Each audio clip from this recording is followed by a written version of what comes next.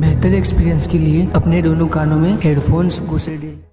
आज के ज़माने में हम इंसानों के लिए जीना काफ़ी मुश्किल हो गया है, क्योंकि आज के इस युग में हमें कई सारे अलग अलग रोग और महामारियों का सामना करना पड़ता है और कई लोग तो उसमें अपनी जान भी गंवा बैठते हैं। और ऐसे वक्त में भी हमारे जीने के लिए ज़रूरी चीज़ों का दाम रोज़ बरोज़ बढ़ता जाता है, जैसे कि खाने से लेकर कपड़े, मोबाइल, पेट्रोल, घर का राशन और दवाइयों तक का दाम भी बढ़ता जाता है। और मौसम में आए अचानक के बदलाव से भी किसान अच्छी तरह से फसल नहीं उगा पाता, जिससे कई लोगों तक खाना नहीं पहुंच पाता। ऐसी ही बहुत सारी समस्याओं के उद्भव का कारण सिर्फ एक ही है, वो है पॉल्यूशन। जी हाँ, पॉल्यूशन ही काफ़ी हद तक इन सभी समस्याओं का कारण है। यह नाम सुनकर भले ही आपको यह टॉपिक पसंद न आए, लेकिन सुनने में भले ही पॉल्यूशन यानी कि प्रदूषण जितना सरल लगता हो, लेकिन वो उतना सरल नहीं है। तो आज की इस वीडियो में हम पॉल्यूशन के बारे में विस्तार से समझेंगे। तो वेलकम गाइस, मैं हूँ पार्थ और स्वागत करता हूँ आपका इस यूट्यूब चैनल पर। तो वीडियो शुरू करते हैं एक छोटे से इंट्रो के साथ।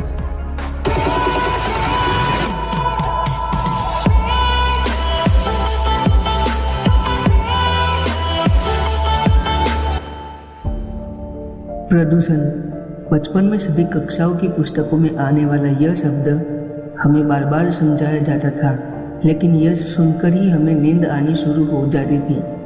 मगर इस वीडियो में हम सरल एवं वीडियो के माध्यम से प्रदूषण के बारे में समझेंगे। तो फिर प्रदूषण केवल कचरे को जैसी तैसी जगहों पर फेंकने से नहीं होता, बल्कि हमारे जीवन में जरूरी एवं मानव द्वारा बनाई गई कृत्रिम चीज़ों के उपयोग के दौरान या फिर उपयोग के बाद उसमें से निकलते हुए बिन उपयोगी पदार्थ हमारे आसपास के पर्यावरण को नुकसान पहुंचाते हैं, जिसे प्रदूषण कहते हैं, जिसकी सीधी बुरी असर मानव एवं सभी प्राणी जगत पर होती है। उदाहरण के तौर पर हम इंसान जमीन में से खनिज तेल बाहर निकालते हैं और उसमें अलग अलग प्रोसेस यानी कि विभिन्न प्रक्रिया करके उसमें से पेट्रोल अलग करते हैं। तो फिर यह पेट्रोल एक मानव निर्मित पदार्थ है, जिसका उपयोग करने के दौरान उसमें से निकलने वाला CO2 यानी कि कार्बन डाइऑक्साइड हमारे पर्यावरण को प्रदूषित करता है और जिसके कारण हमें कमोसमी बारिश जैसी मुसीबतों का सामना करना पड़ता है। आमतौर पर प्रदूषण के 4 प्रकार पड़ते हैं, जैसे कि वायु का प्रदूषण, जल का प्रदूषण, जमीन का प्रदूषण और ध्वनि का प्रदूषण। इन 4 प्रकार के प्रदूषण को विस्तार से अगले वीडियो में देखेंगे। तो अब हम देखेंगे कि प्रदूषण की शुरुआत कब, कैसे और क्यों हुई थी। पृथ्वी की उत्पत्ति के बाद जब अफ्रीका और इंडिया में एक साथ चिंपैंजी में से आदि मानव विकसित हुए थे, तब उनकी सबसे महत्व की चीज़ यानी कि अग्नि की खोज हुई थी। और आपको बता दूं कि जब भी हम लकड़ी में से आग जलाते हैं, तब धुएं के रूप में वातावरण में गल जाता CO2 पर्यावरण को दूषित करता है। लेकिन तब मर्यादित आदि मानव ही ये प्रदूषण फैलाते थे, जिसके मुकाबले तब पृथ्वी पर पेड़ और जंगल काफ़ी थे। और आप जानते हो क्या कि दिन के दौरान सभी पेड़ और वनस्पतियाँ उनके पास के वातावरण में रहने वाले CO2, पानी और प्रकाश के उपयोग से अपना खाना खुद बना लेते हैं और बदले में वे हमारे पास के वातावरण में ऑक्सीजन को भर देते हैं, जिसका उपयोग हम सांस लेने में करते हैं। और बिना ऑक्सीजन के सांस लेना हमारे लिए असंभव है, जिसका अनुमान आप काफ़ी देर तक सांस रोककर ही कर सकते हैं।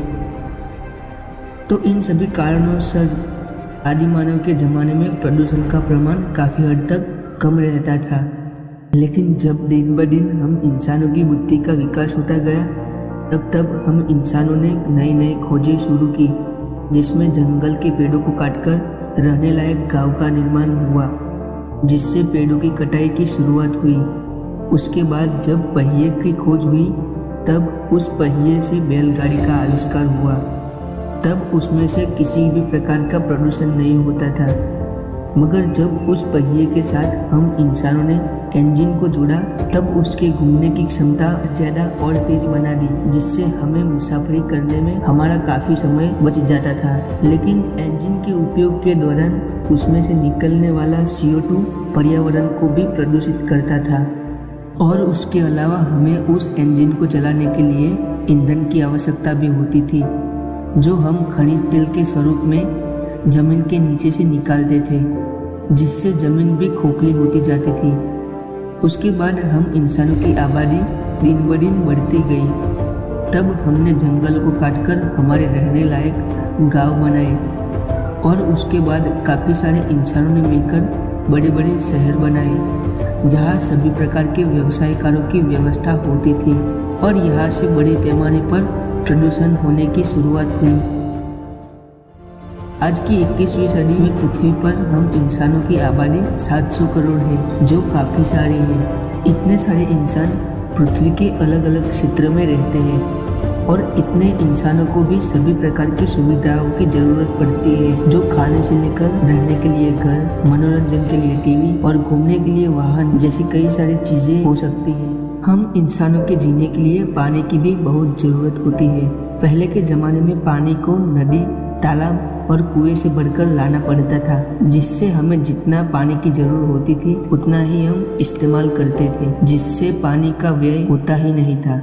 मगर जब टेक्नोलॉजी का विकास होता गया, तब सभी के घरों पर पाइपलाइन के जरिए पानी के नल आ गए, जिससे हमें ज्यादा मेहनत करके पानी को घर तक लाना ही नहीं पड़ता था, जिसके कारण हमने पानी का काम के अलावा भी उसका उपयोग करते गए, जिससे पानी का भी व्यय होने लगा, जो आगे चलकर हम इंसानों, पशु पक्षियों और पेड़ों के लिए बड़ी समस्या बनने वाली है।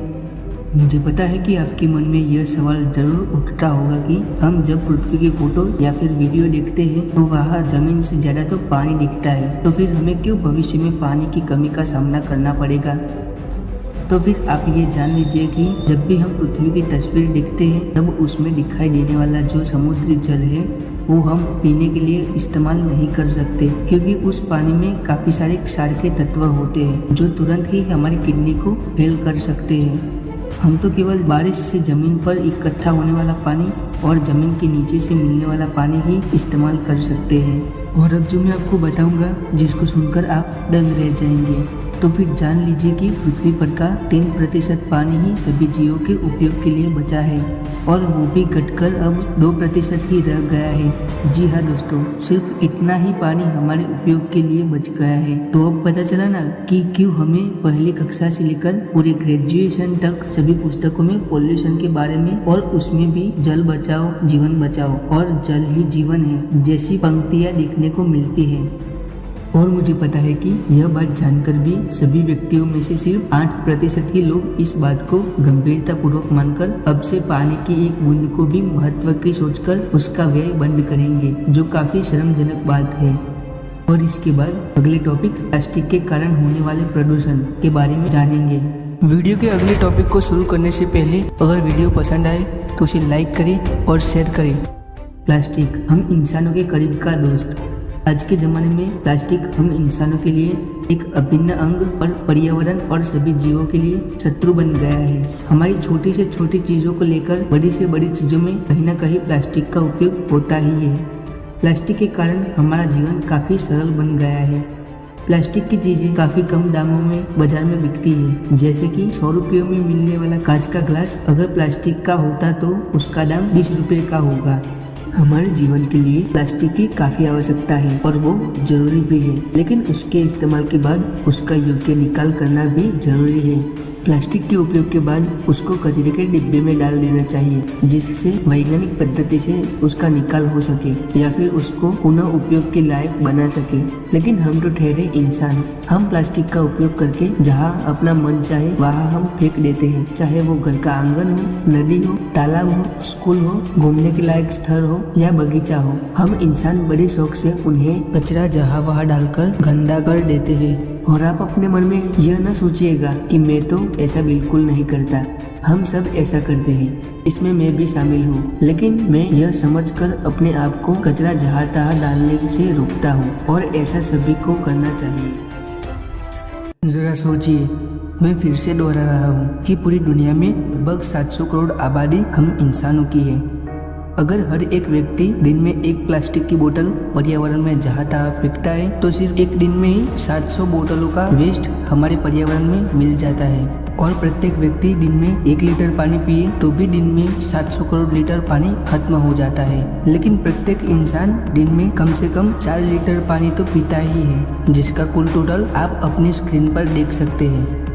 इसका मतलब है कि 2800 करोड़ लीटर पानी हम इंसान केवल पीने के लिए ही इस्तेमाल करते हैं, और उसके अलावा हमारे ऐसे कई सारे काम होंगे जिसमें पानी का उपयोग होता है और उसमें भी अलग से पानी का व्यय होता है। जरा गौर करिए, इतना सारा पानी हम सिर्फ दिन में ही इस्तेमाल करते हैं।